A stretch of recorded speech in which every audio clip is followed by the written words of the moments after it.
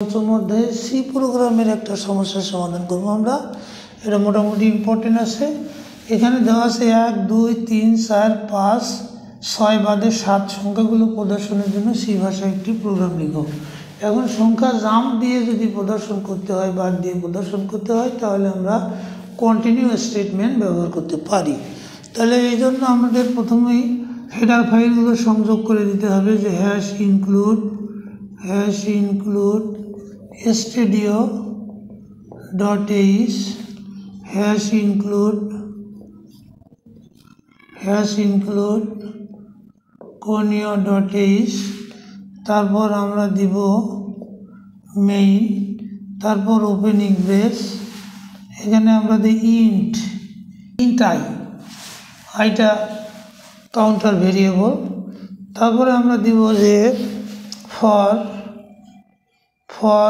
I সমান 1 semicolon I is less than or equal 7 semicolon incremental I।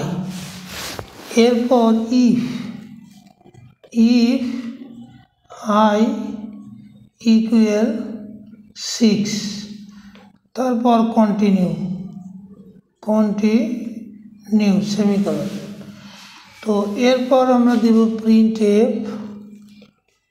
Printf quotation %d quotation close I semicolon, তারপর আমরা Gates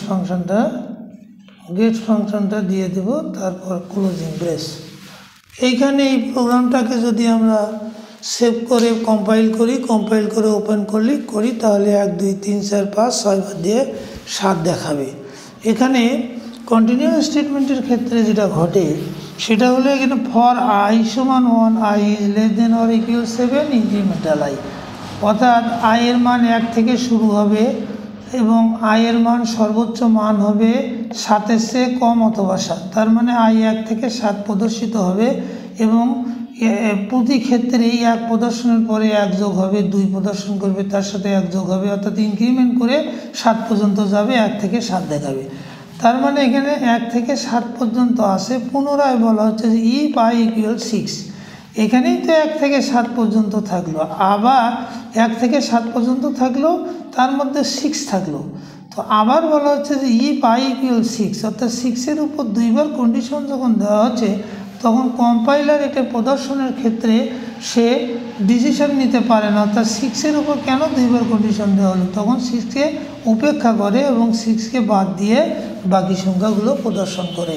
এ হলো C program. এই স্টেটমেন্টটাকে বলি আমরা কন্টিনিউ স্টেটমেন্ট।